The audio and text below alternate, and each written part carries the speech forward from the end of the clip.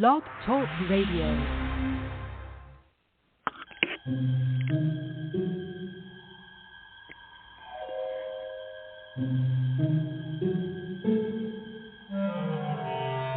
Archangels, ghosts, and Bigfoot, oh my. It's just another night for Supernatural Girls. Real stories, real answers to life's biggest supernatural mysteries. And now for another exciting interview with paranormal experts from this world and others. Here's your host, paranormal researcher Patricia Baker, on the one, the only Supernatural Girls.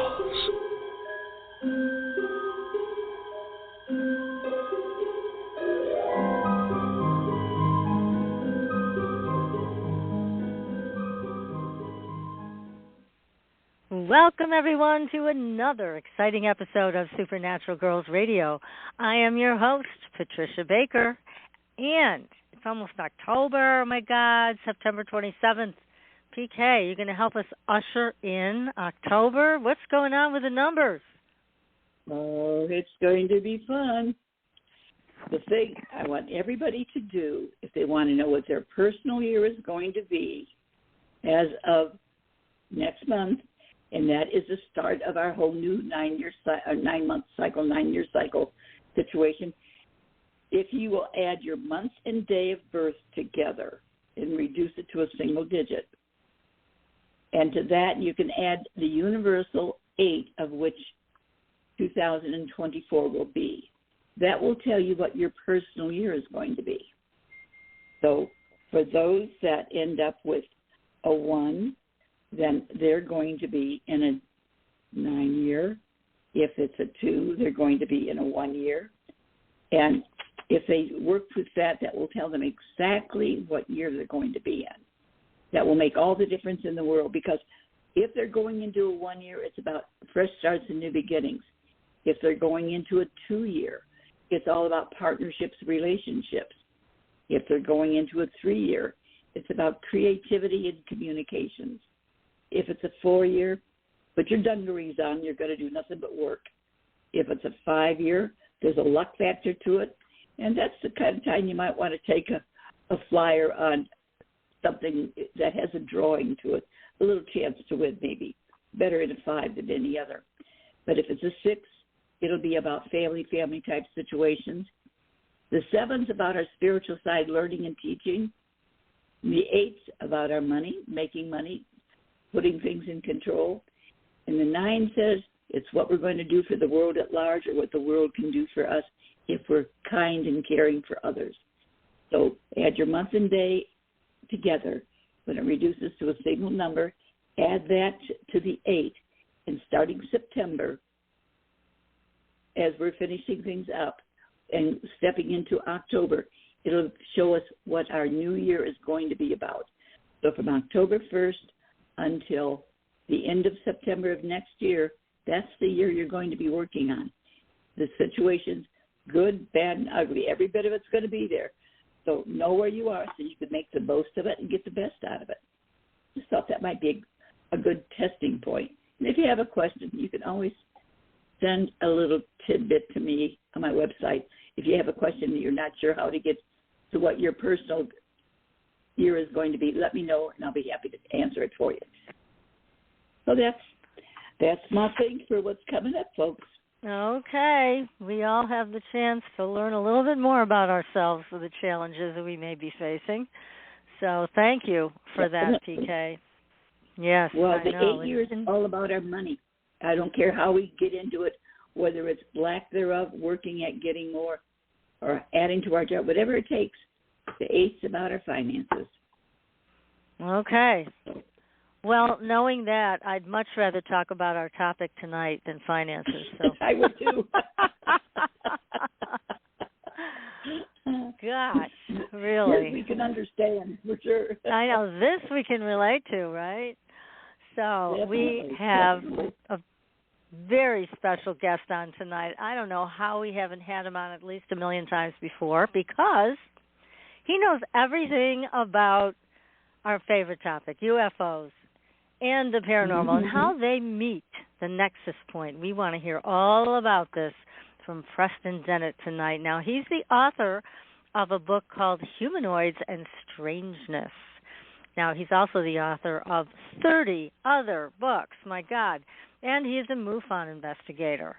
Now, he began investigating UFOs and the paranormal in 1986 when he discovered that his family, friends, and coworkers were having dramatic, unexplained encounters. Since then, he has interviewed hundreds of witnesses and investigated a wide variety of paranormal phenomena. He is a field investigator for the Mutual UFO Network, a ghost hunter, a paranormal researcher, and the author of 30 books and more than 100 articles on UFOs and the paranormal. Now, several of his books have been Amazon UFO bestsellers. His articles have appeared in numerous magazines, including Fate, Atlantis Rising, MUFON UFO Journal, Nexus, Paranormal Magazine, UFO Magazine, Phenomena Magazine, Mysteries Magazine, Ufologist, and others. His writing has been translated into several different languages, including German, French, Portuguese, Russian, and Icelandic. He has appeared on numerous radio and television programs, including Midnight in the Desert, there's an old one, with Art Bell, Coast to Coast, and also the History Channel's Deep Sea UFOs, UFO Hunters, and Ancient Aliens. His research has been presented in the LA Times, the LA Daily News, Dallas Morning News, and other newspapers. He has taught classes on various paranormal subjects and lectures across the United States, and he's here with us. Thank goodness. Preston, welcome to the show. Thanks, Patricia. Sure. Thanks for having me on. Hi, PK.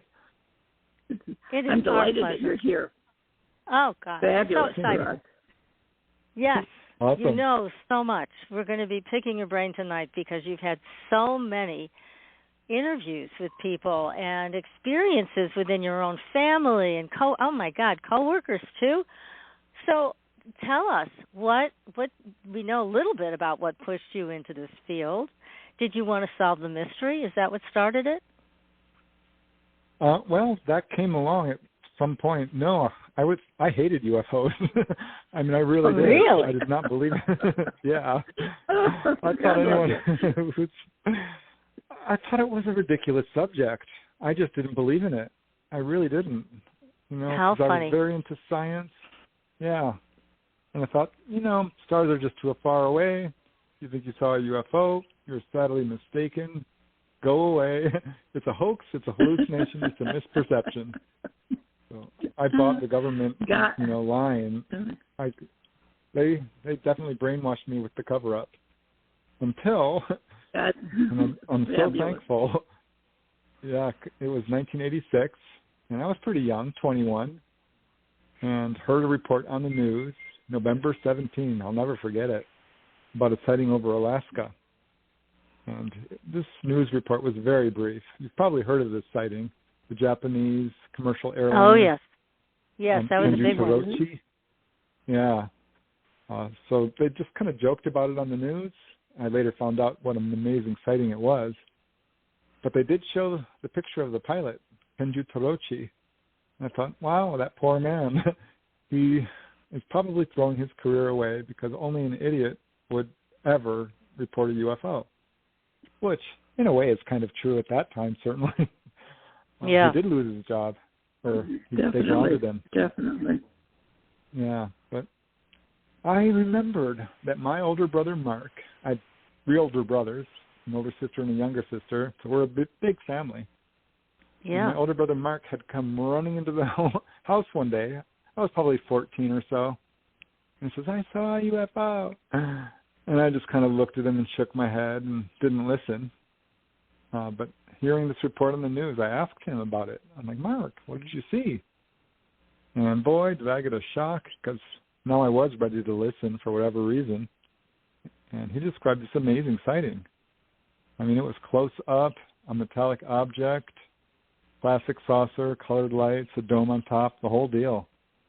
And get this, it was at treetop level, just a few hundred feet away, and he was in his car with his 2 friends, and they chased it down Reseda Boulevard. This is in Southern California, right outside of L.A. So a very close-up sighting. He's describing this to me, and I'm like, you got to be kidding me. He's like, no. Ask Phil, ask Greg. Those were his friends. And, of course, I did. And it just kind of snowballed from there. I found out that my sister-in-law had seen UFOs and had a face-to-face encounter with Greys. So that took her a while to tell me. My other sister-in-law had ET encounters as a young girl.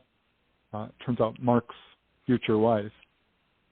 And let's see, a couple of friends had really amazing sightings. One had missing time. And stupid me, brought it up at work. And I got an earful, for sure, from people. I loved and trusted these people. So I knew they weren't lying. And this one lady told me how she and her whole family had seen UFOs for about an hour, just darting around in the sky in the San Bernardino Mountains. And here was the clincher for me when Dorothy walks in. And if you knew Dorothy, you'd love her. She's totally unfiltered and just a riot. She says, UFOs once followed me home from the library. And she again described this classic saucer. Her mom, her friend saw it. She says, Preston, we live 5 minutes from the library, followed us home. We got home, looked out the window. This thing darts off, and they looked at the clock, and it was now 10:15. Well, they left the library at 9, right when it closed. She's like, Preston, I don't know what has happened all the time. I'm like, Dorothy, you were abducted. Yeah. She's like, what? I was so new to the field, I probably wouldn't have immediately tell a witness that now. But I was out of my mind with this. And she's like, what do you mean? I'm like, you had missing time. Don't you know what that means? I just read Bud Hopkins' book, Missing Time. Oh, so, Yeah, perfect. that was my introduction. I joined MUFON, became a field investigator. They give you a test. It's like 200 questions, and it was hard. Even though it was a take-home test, it was not easy. My goodness. I did really well, though. You'll be proud of me. I missed like 2 questions. Good for you. And yeah, I just joined every darn UFO organization. When I found out about MUFON, they have their MUFON journal, right? So I said, you know what? I'm subscribing to the MUFON journal, and send me all your back issues, going back to, I think it was like 1967 or something. So that's how gung-ho I was about this. Well, what a change in the way that you started out to that transition point and where you are today. Back then, it was really challenging for people that have had these experiences because there was no real support for it. You were made fun of. You were told you were crazy. There was no, there was nobody like you are today who would be interested in hearing what they had to say and basically reporting back to MUFON on their experience. So very different times. And now here we have the government supposedly coming out and saying these lights in the sky, we just don't know what they are. But, Preston, sure I do have to say it. Yeah, right. I'm glad you're on the show because one of the things that nobody's talking about in the disclosure movement is abductions. And yet us three know, and our audience knows, that they've been going on for many, many years. They have never stopped. And so it's important to talk about it. I know the government doesn't want to talk about it because that would require them to divulge the truth, which is they can take you and me and PK and everybody at any time, from any place, whenever they want, and nobody can stop them. So that's why I think they don't want anybody to know that, because it shows their weakness in the face of this whole paranormal event. So you've had face-to-face. Yeah. You do. Thank you. I'm glad to hear that. I thought you would. But you've had all these wonderful experiences with people who've had terrifying times and healing times. So one end of the spectrum to the other. Yeah. So without it's giving amazing. too much away about your wonderful new book, Humanoids High Strangeness, tell us some stories. What are the stories that really, really impacted you? Oh gosh, there's 20 of them, so it's hard to choose, but there are some that definitely, and they're all special. That's kind of why I wanted to include them in the book. But one, which was really interesting to me, occurred in upstate New York, West Corners, New York. I think that's upstate. This was back in 1965, so some time ago, and the main witness, Robert Barton, was just a little boy, 4 years old. As you know, contact does usually start around that age for contactees. And he had the oddest experience with it. It began in a very unusual way. He was in his living room watching TV. His dad was at work. His mom's in the kitchen. And his little sister is in her bedroom. And he saw someone from the corner of his eye in his peripheral vision looking at him through the living room window. So he quickly turns his head, and whoever it was drops down immediately, so fast you can't see who it is. And he turned back and watched the TV, and it happened again. And after the third time, he's thinking, this is my friends, they're playing a joke on me. But the window's a little bit too high for someone to do this. So he's thinking, well, maybe they're standing on each other's shoulders or something. So he walks up to the window, and being a little kid, he sticks his thumb in his ears and wiggles his fingers and sticks out his tongue and doing, that little kid kind of funny face. And at this point, and this is so weird, this gray ET rises up and stares at him from about a foot away. Now, back then, there was no talk of gray ETs. This is 1965. So he doesn't quite understand what he's looking at, but he can tell it's not human because it's, of course, got the big, large head. I had him draw it for me. The dark eyes, very, very small mouth, tiny little upturned nose. Your typical gray. Although It was wearing a deep red vest, a red-colored vest, sleeveless, which is unusual. But that is unusual because, I haven't heard that before. Right? That's a little strange. But he stares at it for about 10 seconds and then starts screaming, runs to the kitchen and grabs his mom. She doesn't want to hear it, but he pulls her by the arm. Oh, look out the window. Of course, by the time she gets in the living room, there's nobody there. He's not going to go near the window, but pushes her to it. And she looks out. She says, honey, there's nobody there. And he's like, I saw a wolf. I think I saw a wolf. And she's like, a wolf? And he's like, yeah, it was wearing a red vest. And she's looking at him like he's crazy. But he was clearly upset. So she's like, not sure what to make of it. She knows he's not really a liar. And they talked about it. The whole family, of course, found out. And this was the first of about a half dozen incidents like this, where he'd be sitting in the living room, catch movement out of the corner of his eye, and finally just run up to the window and stick his tongue out, the whole deal. And this gray alien would pop up. And he says the longest he was ever able to look at it was about 30 seconds, which is a long time, especially if you're a little kid. Yes, it is. So did he ever have an abduction? Did they ever take him aboard their ship or anything like that? Yes. And I think what was going on here was this was sort of a way of introducing him to all of this.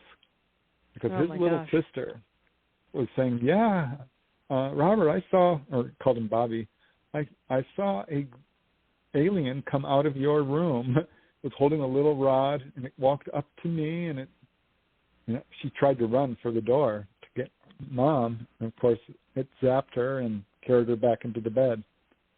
So that happened more than once. And she didn't know what it was either. So they don't know how to interpret this. Right. But more weird things happened. He woke up outside once, and there was a UFO hovering over him. He's like, well, that looks like a spaceship. And then it was about a year later, he woke up on board a craft, and his mom and his sister were there. Yeah. Oh, my gosh. They were all there. Okay. Yeah. He's fully conscious. This is not something he recalled under hypnosis. He has an eidetic memory. There's a name for it, photographic memory, which is weird because I get a lot of contactees describing that, having really good memories. And he's certainly That's unusual, isn't it? Because most people get their minds wiped, so they don't remember it.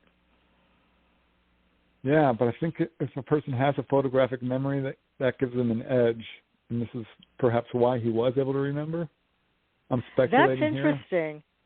Wow. Yeah. Yeah, so a photographic memory can prevent the mind wipe, it sounds like.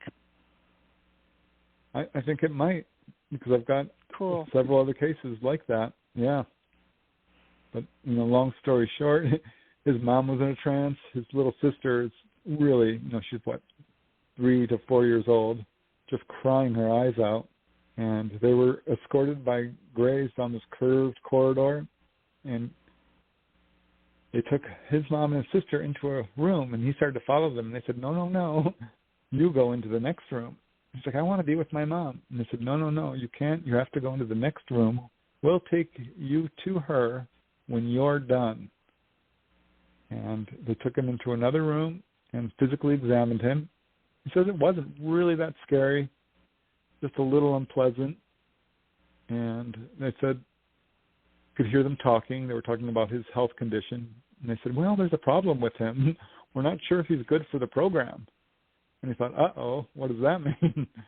Yeah. And they kept examining him, and they said, no, you know what? This is not going to manifest until he's an adult, when he's well past child-rearing age. So, which turned out to be true. As an adult, he was diagnosed with diabetes and a heart condition. But he had already had kids. Okay. So he was able to reproduce, which apparently was their concern. But then, he's done. And he says, okay, I want to go home. Take me to my mom. And they said, we'll take you to her when she's done. And that pissed him off, because that's not what they had said to him. Right. Said, I'll take Those liars. And when you're done. Right. He had to wait there. Yeah, for 15 minutes or so. Finally, they took him into another room. There was his mom, still in a trance, his sister still teary-eyed, and took him into this room. And he said the weirdest thing happened. The floor turned transparent. And I'm like, yep, I've heard this before. Mm-hmm. And next thing he knows, they're like, don't look down. But he did. Being a kid, tell them not to do something. What's the first thing they're going to do? Yeah, they're going to do it. So, exactly. So he looks down, and they're floating down on a beam of light. And very slowly, just kind of gently, like an elevator. And he watches the tops of the trees coming at them and freaks out, and just, boom, they're on the ground, and that's all he really remembers. But that was his first of a number of experiences. Yeah, that one, wow, that really was an amazing story to me. That is an amazing story, and it's so wonderful that he remembered all of this without having to undergo hypnosis. So this is right from his own experience, without anybody having to put him under. But, this brings up so many questions. And you've had so many interactions with people like Bobby. What do you think, Preston? This seems to be very intergenerational. They target whole families, and then the next generation and the next generation. What's your take on that? Yeah, 100%. I see that all the time. It's one of the questions I always ask people. Like, have your parents had encounters? Grandparents? What about your children? And in fact, this is an amazing case in the book. It's the first chapter, and I put it there because it speaks to that in a really profound way. This guy, his name is Richard Simon, was 7 years old when suddenly he had this really bad case of insomnia. Overnight, he just couldn't sleep. One day, he's fine. The next day, he's not. And he just had this fear of intruders. And could not sleep through the night. And this went on all the way into adulthood. About 20, 22 years old, his mom, Ines, says, you know what, I'm going to a hypnotherapist to quit smoking. Why don't you come along and we'll work on your insomnia? And he's like, no, I'm not doing that. I don't trust hypnotists. He's like, listen, this is a professional hypnotist. I looked her up. She's legitimate. Come along with me. You need to find out what's wrong. And so they went, and she went into the office, and he's in the waiting room, and he can hear her screaming and crying. He's thinking, what's going on? I thought she was just trying to quit smoking. This is strange. And after an hour, she comes out, crying her tears, and he says, Mom, what happened? He says, I'll tell you later. You go in the office and talk to the hypnotist. Her name is Rita. So Rita starts talking to him. She's like, okay. He's like, what's wrong with my mom? She says, we'll talk about that after. And she asked him, what's going on with you? He says, well, I can't sleep. I don't know why. I just can't. I take cat naps during the day. And she asked him, is your family life okay? Any abuse? Any trauma? And he's like, no. Got loving parents. Had a great childhood. I just can't sleep. And it all began at age 7. So she puts him under hypnosis, and which took 20, 30 minutes to get him into a trance. And she asked him, why do you think you can't sleep? And instantly he saw this light shining in his eyes, and these non-human faces looking down at him, and the dam broke. He just suddenly remembered this full-on onboard experience, which was somewhat harrowing for a little kid of age 7. Oh, yeah. Physically examined by Grays. Yeah, and he's on board, he's like, take me home. And they said, we'll take you home when we're done. And what's the matter, child? They kept asking him. He's like, I'm cold and I want to go home. And they would soothe him. He says, actually, they were somewhat nurturing. So although he was scared, he doesn't feel like they were trying to scare him or evil in any way. And later, as an adult, he thinks they might have actually been doing a healing procedure on his stomach. And there's reasons he believes that, but he also remembers hearing a woman screaming, letting out a string of cuss words, saying, if you hurt my son, I will bleed and kill you. And right. Of course, that was his mom. And he finally, he goes through the whole memory of all of this with the hypnotist and wakes up, actually accused her, like, you planted this in my head.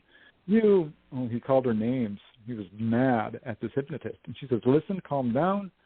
I did not say one word. Here's the tape.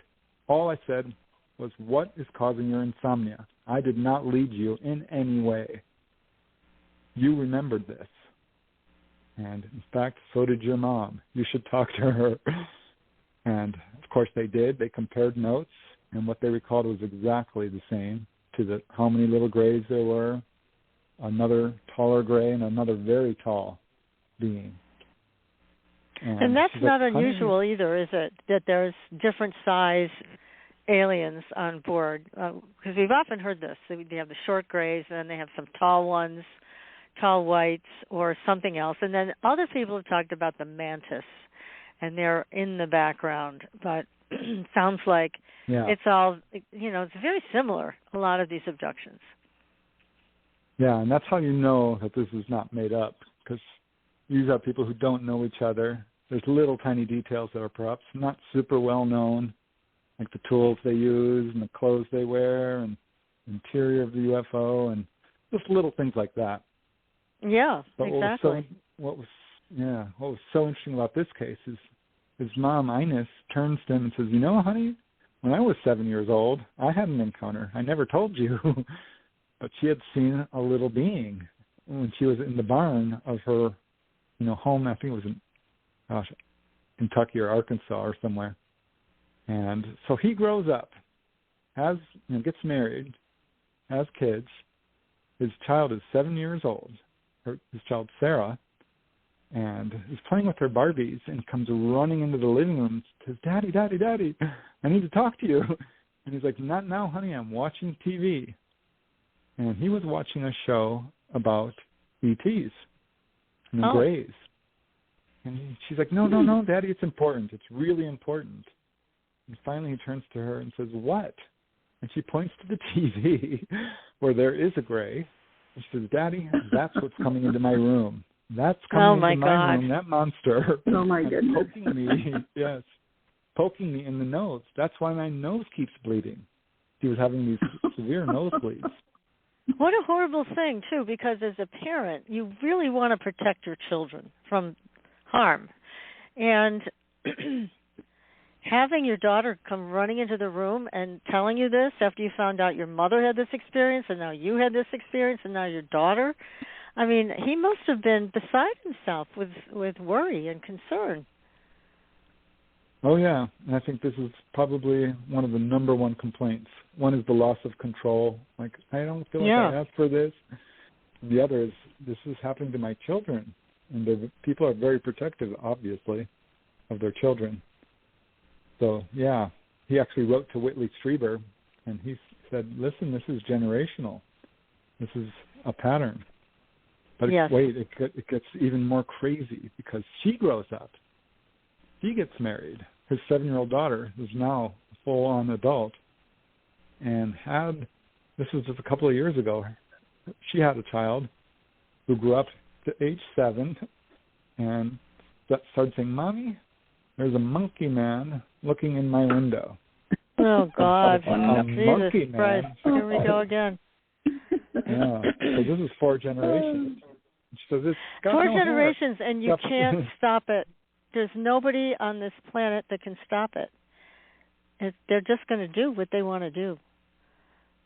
Well, I know of cases where people have stopped it, actually. How? How do they do that? By just force of will. By saying, no, I really do not want this. I absolutely do not want this. Go away. That doesn't always work. And I think one of the reasons is because we have a tendency to compartmentalize our consciousness. And part of us is saying, I don't want this. This is scary. And there's another part of us, perhaps our subconscious, if you will, saying, this is kind of interesting. I'm wondering how this is, going to roll out and so forth. But yeah, it's very hard for people, I think, to reach that with point children. where they. Yeah. I would think so. And again, this goes back to what I was talking about at the beginning, that of the show, that the government doesn't want to talk about it for this very reason. It can't be stopped. Yes. But Preston, what's your take on this whole experience, that it's intergenerational and it's not under our control? Why? Why is this happening? Well, initially I was horrified. I was not happy. I thought this was bad news for humanity. But one of the first cases I got was full on, what we would call a person being taken on board, having hybrid babies. She lashed out once and kicked one of these Greys in the neck and actually broke its neck. Oh. And she had witnesses. I mean, she had good evidence. And she was healed. I'm like, you're kidding. She said, no, I was diagnosed with a cyst and I was about to have an operation, and they showed up and they removed it, went to the hospital, and the whole staff freaked out because they, said, your cyst is gone. What's going on? You had surgery. She's like, no, I did not. And I said, yes, you did. We've got the evidence right here. Here's the X-ray. And I started looking into cases like that, and I found. So what do you think of that? People healed. Oh, you did. Yeah, you found all those cases. Okay.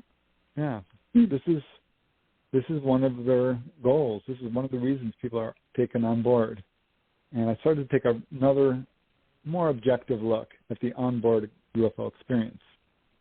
And what I found kind of made me reverse my opinions. Because while it is very scary, and most of the people I talk to say, oh, yeah, it was terrifying. Most of the people I talk to tell me that, no, I don't think this is evil. I don't think they're trying to hurt me. I wouldn't trade this for anything. Not all, but I would say 9 out of 10 tell me that, which kind of surprised me initially.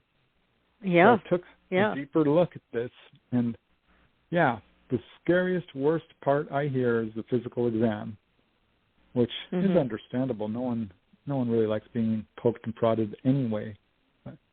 But this is when they heal you, and if you have a lot of panic and a lot of fear, you might categorize this as evil or bad or unpleasant. And a lot of people do initially. And this is when they have missing time. This is when that's all they remember, and they shelve it, and they don't want to deal with it.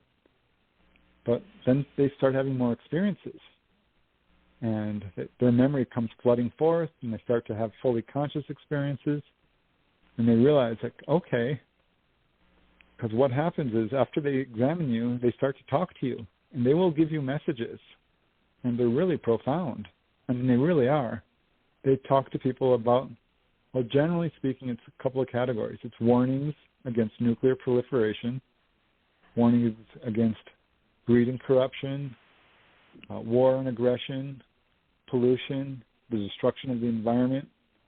They're very much concerned about how we're treating ourselves, each other, and our planet. And this is universal. They've got a lot to say today. Yeah. Oh, yeah. And they'll take you down to the engine room, or what we would think of as the engine room. Like, this is how we power our craft. This is how we fly the ships. And it's usually along the lines of anti-gravity or electromagnetism, harnessing the Earth's gravitational fields, that sort of thing. And then they'll take you up to the observation deck. I mean, this is the pattern I see over and over and over again. And I've talked to hundreds of people who describe this. They go up to, a certain part of the ship, usually the top, but not always. And the walls will turn transparent, and they can see a star field, or we'll see Earth far below, or the moon, or Saturn. I've had 3 or 4 cases of people taken to Saturn. I mean, it's amazing. And then they will take you to the control room, literally the helm of the craft, and say, this is how we fly the craft. Would you like to sit in the seat? Would you like to try it? I've got case after case of people actually sitting in the pilot seat. So this is why, when I started to realize, well, you know what? This is being misportrayed in the media, which is very fear-based. And yes, I found out that a lot of researchers were not putting out the complete story of what people were experiencing, because there's a very pronounced, prominent spiritual aspect to the contact experience.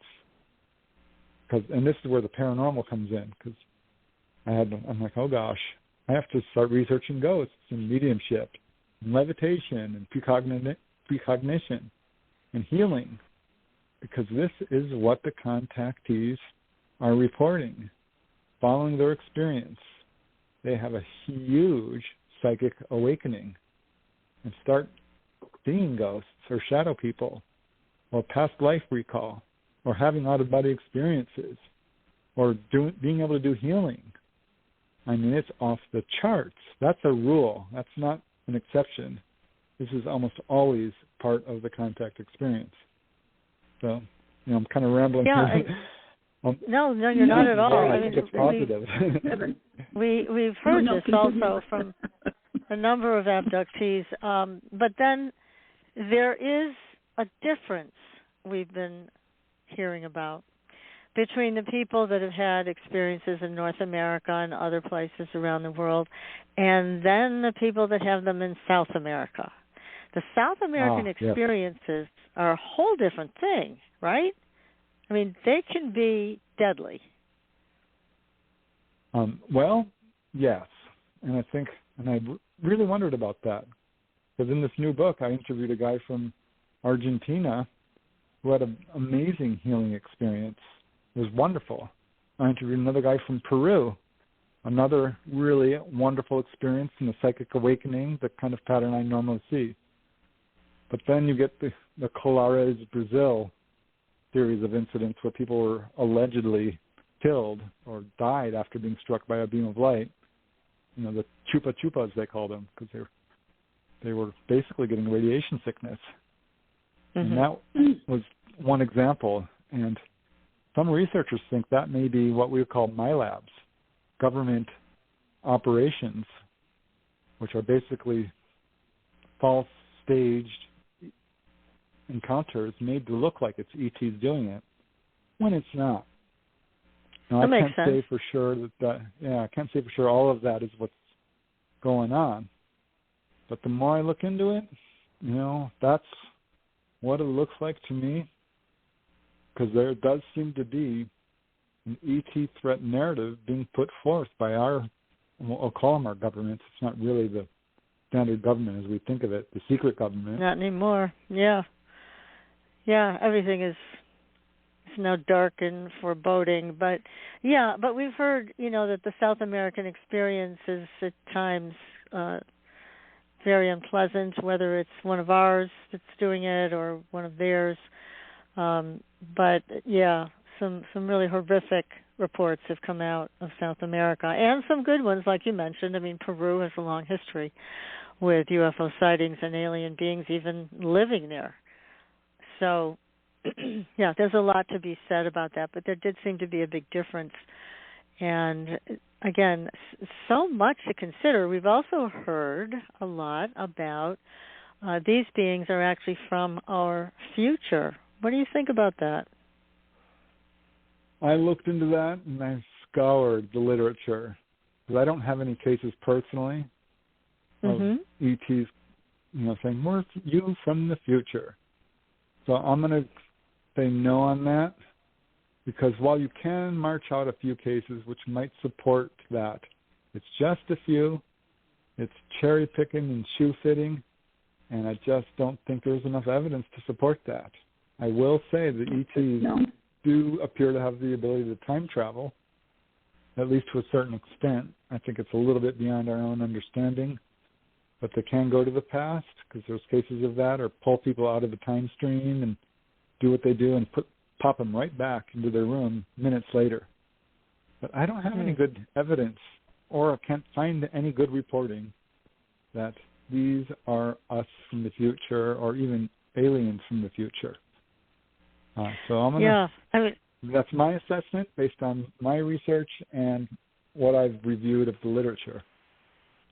And one thing I want to ask you about is Betty and Barney Hill's case, which I think I always thought was completely legitimate, especially because Betty was able to identify a star that our astronomers had yet to find, but eventually did. However, I was more than shocked to hear Dr. Stephen Greer say that abduction experience was from our own shadow government UFO stuff. I don't agree with that, but I'm wondering what you think. Yeah, well, I've argued with him about this, actually. Okay, good. Very early on, because I was part of CSETI, where, we call down UFOs. He formed that group, and I think he was a legit contactee, because we did have sightings. I had sightings in his presence, and we talked about this. He says, anyone who thinks they're being taken on board is probably a MILAB. I'm like, well, listen, you had an encounter. What about you? He's like, well, mine was friendly. And I'm like, okay. And I started going through all the other cases, and he was skeptical, and that's his right. But I don't think so. Yeah, I don't agree with that at all. I met Betty Hill. Yeah, I met Betty Hill. Oh, wow. And I really felt from everything that she shared with me, this was a genuine ET experience. I had no intuitive feelings at all that this was from our shadow government or whomever the heck they are. They're doing these things. None at all. I think this was a real bona fide deal. So, anyhow, I'm glad to hear that you feel the same way. Yeah. And everybody can be as skeptical as they want, but this just when he said that, it just didn't make sense. Yeah, and she did have later encounters, which her niece, Kathleen Martin, talks about. Yes. So, yeah, I think it was absolutely a legitimate case, and I know of a lot of details in that case which are very reflective or corroborating with other cases. I think it's an absolutely 100% legitimate case. Yeah, it's a landmark I agree. case for sure. Oh, yes. Yes, absolutely. And we've heard stories of people being healed as well. Carl Higdon, you're familiar with him, the Wyoming hunter. Oh, yeah. Love that case. Yeah, and Carl, I mean, he had physical proof because his lungs were scarred from tuberculosis before the event. And then after they dumped him back on the ground, he was half out of his mind. Remember that, PK? They talked about that. He almost got shot. Exactly. Because he was so crazed. They didn't know what to make of any of this and thought he might be dangerous. But they took him to the hospital, and it was there that they saw that his lungs, there was the scar tissue that had been there all those years from TB was gone. And his blood was enriched. And his kidney stones. Yes, Yeah, and his blood, that's right. Kidney stones, too. Right. And his blood was enriched with whatever they gave him, some type of a pill. So, yeah, I mean, there's another example of that. But it's so weird because then, you think about why they just dump him back like that. I mean, he ended up falling down the hill and injuring his shoulder. It's like such a disparity between, well, we're going to heal you, but now we're going to dump you off. You're going to fall off a cliff in the dark and hurt your shoulder. Oh, well, my bad. I mean, it's just, it's strange. It's like you'd think if they're going to show that kind of care, then it would be consistent, but it isn't. Yeah, well, maybe they had to, dump him. I don't like that word, but put him down very quickly due to a situation. I don't know. I mean, I don't know enough about the case. I don't know. I do know that there were other witnesses who saw the UFO in that area at that time. They found this truck out in the field with no tracks leading to it. Right. I mean, it was an amazing case. And, also healed of kidney stones, like I said. So there's so many interesting details to his case. It was a tiny little UFO. He goes inside, and it's huge on the inside. It was just, like 20 feet across when he saw it, but goes inside, and there's room after room after room. That's a neat detail that I do hear. You hear that somewhat, don't you? And it's so much like the TARDIS from Doctor Who, bigger on the inside, right? Yeah, and I think this speaks to how truly advanced these guys are, technologically speaking. Well, psychically as well, but absolutely this would sort of speak to how they can control time and space and traverse interstellar distances, which is what, mainstream scientists like, what's his name, Neil deGrasse Tyson and Carl Sagan and others are saying, they can't possibly traverse the distances between the stars. Well, yes, they can. And, and we're seeing it because there's so many cases. This is not nearly as rare as people think. You heard of the Roper Poll in 1991? They found one in 50 people. Yeah, there's always been a lot of questions as to how common is being taken on board. And very early on, I wrote an article for the MUFON Journal called 1 in 40, which was based on a quote from J. Allen Hynek, who, of course, is the father of modern ufology, defected from Project Blue Book. And he said, 1 in 40 people. And I thought, no way. That is far too many. That's amazing. I would know somebody.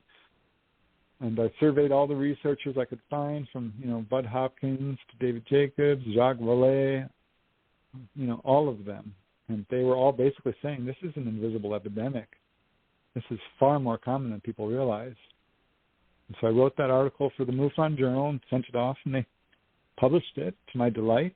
And it was just a year or two later, in 1991, that the Roper organization, which is polling on all different subjects, tackled the UFO subject, asked a bunch of questions with little hidden questions about UFOs that would indicate whether a person is a contactee or not. Like, have you had a close-up UFO sighting? missing time, unexplained marks on your body, a healing, being orbs of light, these sort of questions. And they found 1 in 50 people.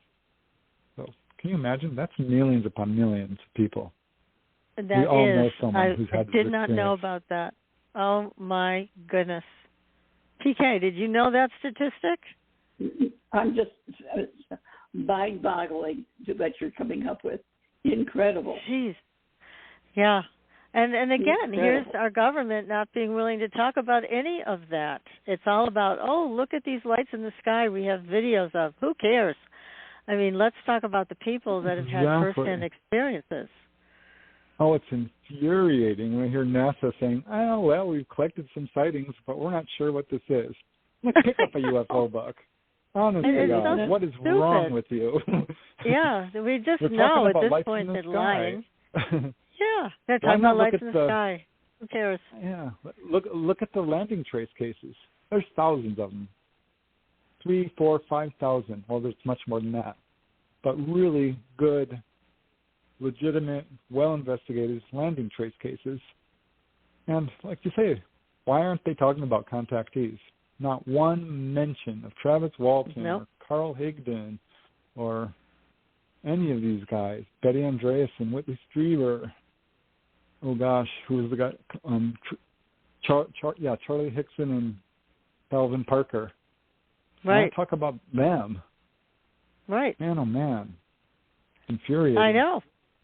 It really is. And not only because they're not mentioning it, but because there was a huge disinformation campaign that was launched against each and every one of them.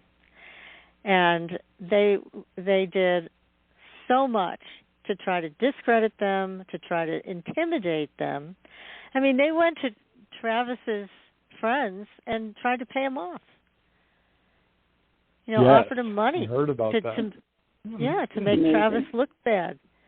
And this is why so many people stay silent. I mean, I interviewed a lady, a nurse. She's the subject of my book, Symmetry. Dolly Saffron. Oh, great witness. And she's a former nurse, Department of Defense employee, bus driver, zookeeper, lifeguard. A good witness. She kept silent her whole life, her whole adorned life. And her case is the most extensive of anyone I've ever researched. So, and couldn't talk about it because the climate just was so hostile. It's changing now, thank goodness, but I'm sure that I don't know if it's any less hostile, though.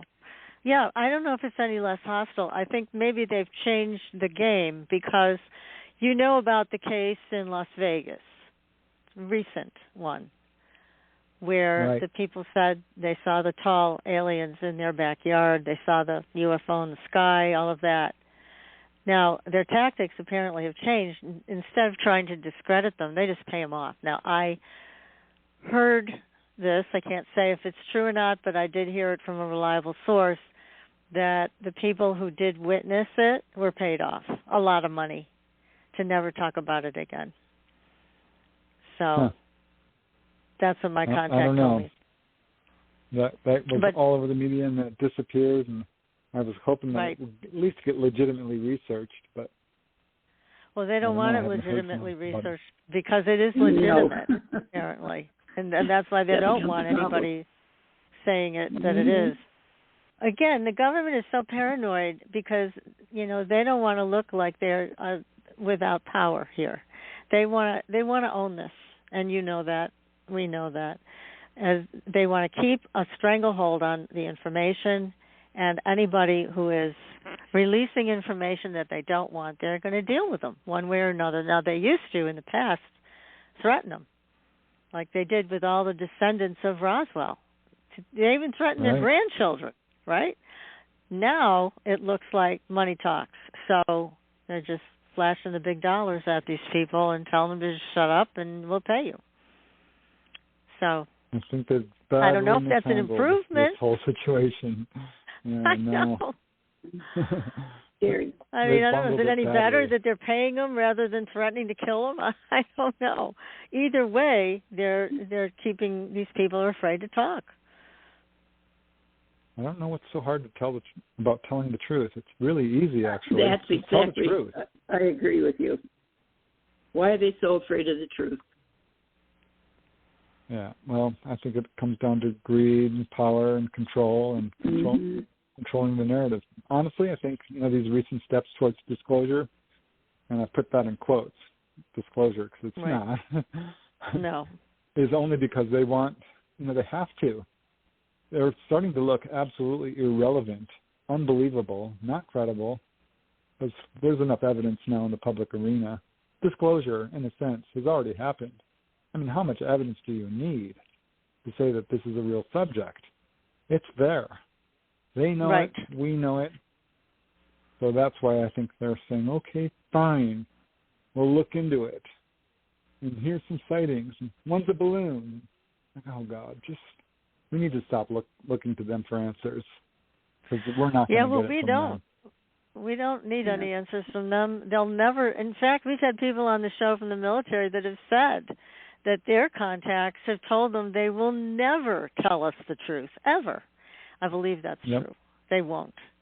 And so, people have, as you said, we've all learned that you don't look to them for any answers. They're never going to give you any. And it's unfortunate because, right now everybody's got a cell phone. Everybody can take a video of a UFO and post it, and it's all over the world. And that's one of the reasons why they've decided to handle it this way. Oh, now we're going to call it UAP. And now we're going to say we have this tic-tac thingy. And so we're going to just change the game, and you'll see we've still got it. We're still in power here. They're not. They're not at all. But it is frustrating. And I think what has been done to abductees in the past is absolutely disgusting. There was no reason to do what they did. I mean, Betty Andreasen Luca and her husband, Bob Luca, I mean, they were followed around by black helicopters for years. The FBI would show up at Bob's place of work. I mean, it was just harassment after harassment. The DOD broke into his computer, his personal computer. His proof. This is a real problem. When I first met Dolly Safran, who I mentioned earlier, I met her face-to-face at UFO MegaCon. We had rented an Airbnb. Well, I'm driving back from the conference to the Airbnb, which is, 5 miles away. You go down the main highway and off a little side street, and then there's 5 or 10 turns or so.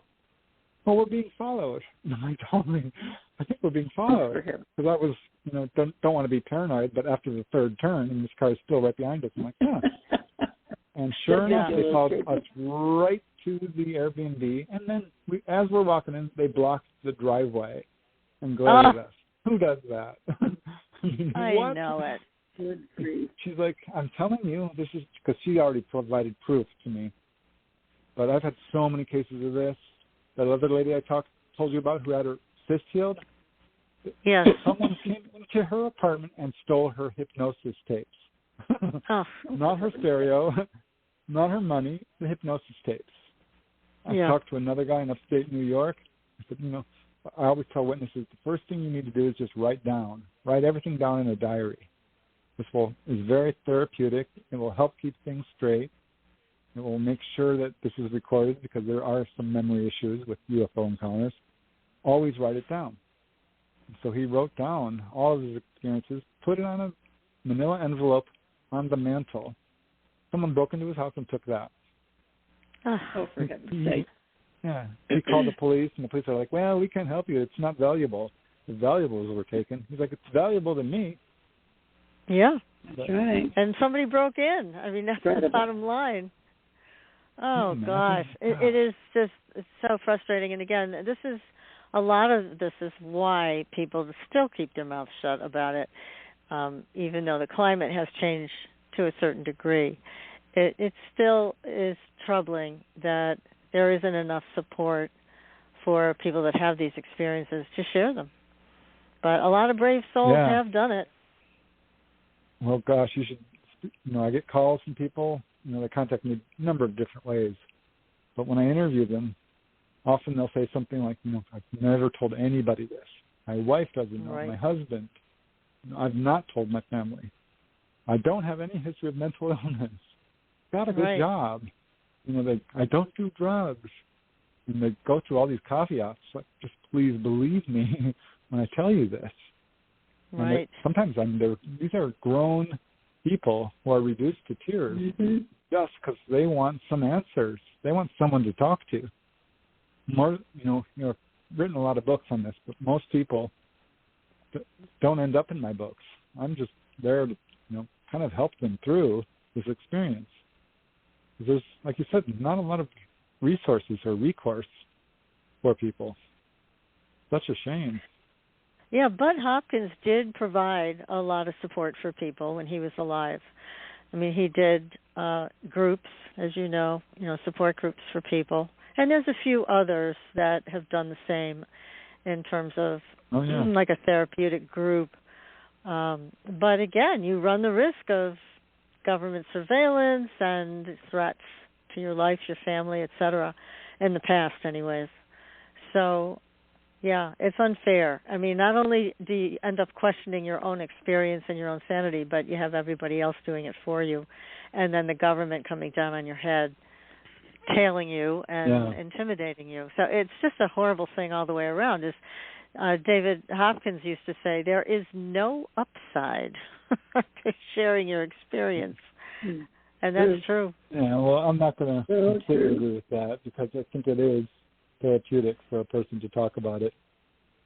Yeah, with somebody like you, that because you are a compassionate person, you're also very intelligent, and you've been around this for a long time. So you've been able to piece this together and know that it is the truth. So you're offering them friendship as well as being able to offer them compassion, which is a great gift that you're giving to all of these sometimes people. They're upset with me because they're like, oh, my gosh, you mean I'm not crazy? I'm like, no. I'm like, oh, shoot. I know, really.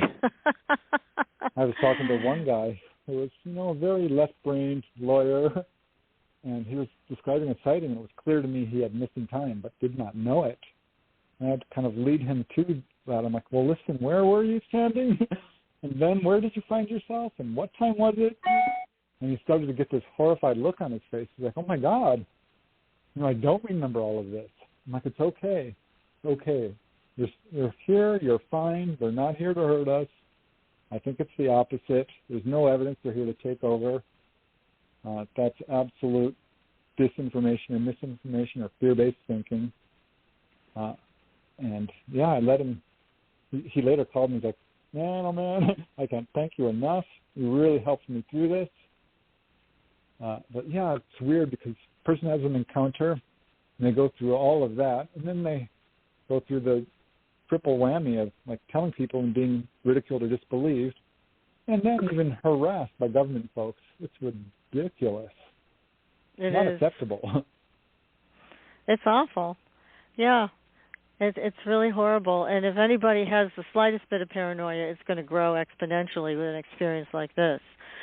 But, again, it just, how can it get better? But, again, with people like you, Preston, they have a chance to get more of their story out there and also to feel like, they're not crazy.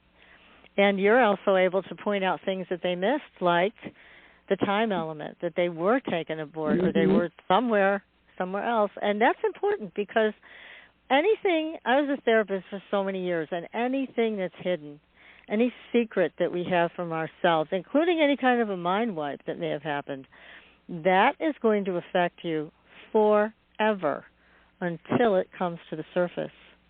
So that's why that is so important. It's really important to know about it. It's really important to know all of what happened. Now, do you ever send people to hypnotists to bring up more of the story? Very, very rarely.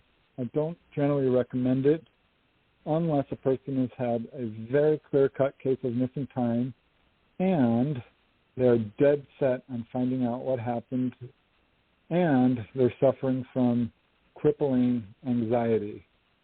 And by that I mean they can't sleep, they can't function. I believe hypnosis works. I've talked to Barbara Lamb. I've talked to Yvonne Smith.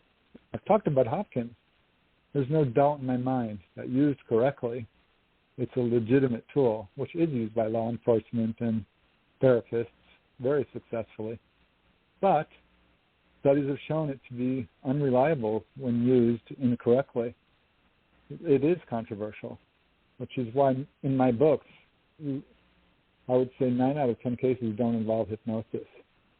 Because I just wanted to say, listen, people will tell me, this is all just hypnotically recalled, and you can't trust it. I'm like, well, stop right there, because that does not hold water. It just doesn't. All these cases are fully conscious recall. So I'm not on the fence about it. I just think that there's a few things people should do first before they go to hypnosis. And that would be, like I said, write everything down, look it over, and then put it aside, and then go back to it and write it down again. And if you can do this 3 or 4 times, you'll start to remember a lot more details. And then I recommend meditation. And that is really effective, because what we see, what I see certainly, is people will have a sudden cue. They'll see something that reminds them of the experience, and it comes flooding back. And this can be something as simple as breaking a tooth, or seeing an airplane flying down a beam of light, or a helicopter, or seeing a UFO book. Whitley Strieber's book, that face on the cover woke a lot of people up. Yeah, I bet. I can't tell you how many people told me that. Yeah. So that's what I recommend, doing dream work. When you go to bed at night, so I'd like to dream about what happened during this missing time incident. Because if you remember the Betty and Barney Hill case, Betty had dreams about what happened, and they were very detailed and turned out to match perfectly what she recalled under hypnosis. I mean, event for event. So there's things you can do prior to hypnosis that might even override the need to go under hypnosis.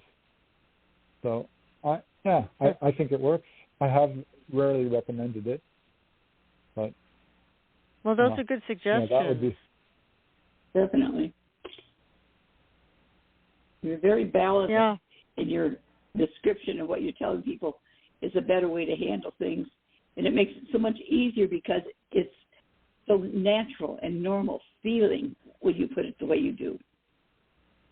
Yeah, I did talk to one guy who's a medical doctor and a pilot who said, I did go under hypnosis.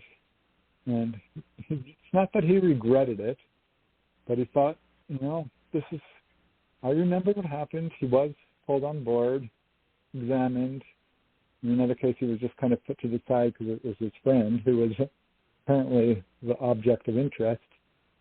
But it's like, what I got was a hypnotically recalled memory, and it's different from what I consciously remember. And, a few people have told me that. There was another professor, a college professor, who went into hypnosis is like, I'm just a little bit ambivalent about the recall because, he saw grays. And he's like, I already knew about grays. And he wonders if perhaps he had made that up. I don't think so. Judging on his whole story, he had little details that, like I said, there's little details people don't know about. Yeah. Absolutely corroborate their story. Here's one. This freaked me out because these 2 boys in East Palo, Texas, were having contact with little blue beings. And missing time and the whole deal. They'd come into their room. The room would light up. The stories you normally hear. But then they said, the weirdest thing was we'd wake up in the morning wrapped up in our blankets like Tootsie Rolls, like burritos or something. But so tight they couldn't get out. And their parents would come in and be like, how did you do this? I'm like, we did it. It's the little blue man. And the parents didn't believe him. But it happened over and over again. Well, I put the book out, and one of the guys in the book called me up. He's like, I finished reading the book. Oh, my God. That chapter with the kids who got wrapped up, that would happen to me, too. I didn't tell you because I didn't. I'm like, oh, gosh. And I didn't Oh, think to my ask. goodness. Did you ever wake up wrapped like a taco? So I now have to put that on my list of things to ask. Yeah. Oh, that's so funny. One lady, she woke up, her quilt had been rolled up real tightly, tucked in on each end, and put over her neck. So she's like trying to get up. She's like, I can't get up. And she finally squeezed her arms out, and she's like, what the heck? And I think they're doing this to let you know that you've been contacted. I think it's a calling card. Good sense. Yeah, it could be. And there is that They element of want people to know. nurturing to it, too. I mean, as you mentioned, that element of nurturing shows up every once in a while. Yeah, to be swaddled like that, because that's what it is. It's basically swaddling them. So that's so interesting. They'll put you in bed the opposite way. Your head, the yeah. of the bed. Or put your pajamas on backwards or something. That's always fun. So, yeah. That's cute. But all these people that you've interviewed, how wonderful for you to have met them and given them an opportunity to share their story and discover more about it, too. It's tremendous service that you're providing, Preston, really. It's great. I sure hope so. And now that I've interviewed so many people, I get calls from them regularly. Like, oh, this happened, or, oh my gosh, I've got a question. And I get a lot of referrals that way as well. So now, if somebody would like to speak with you, let's say they've had an experience and they would like to share it with you, how do they get a hold of you? Well, if you have a computer, I'm super easy to find on social media. I do have a website. Just punch in my name, it'll take you there. The actual address is PrestonDennett.weebly.com. But I'm on Facebook. You can contact me through Messenger and stuff, or Twitter and Instagram. And my books are, of course, on Amazon. I have a YouTube channel for those who don't have the time or inclination to read. Because, I'm not in this for the money. As anyone will tell you who's in this field, there's not a whole lot of money in it. No. I'm in it because it was such a shock, Patricia and PK, for me to find out this was real. I mean, it bowled me over. It was bad news for me. I was out of my mind. I felt scandalized.